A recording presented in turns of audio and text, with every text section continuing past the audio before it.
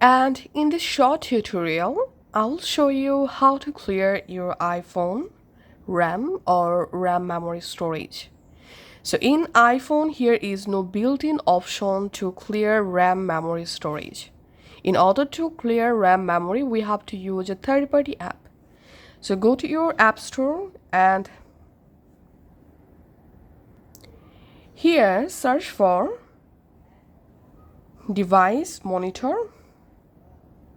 2.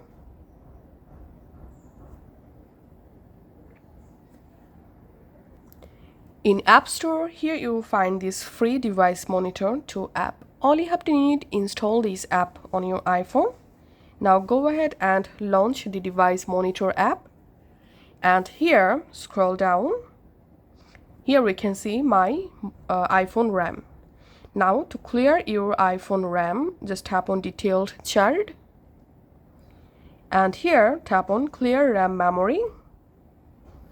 And it may take some moments to clear your iPhone RAM memory. As you can see, I've successfully cleared 400, almost 50 megabyte.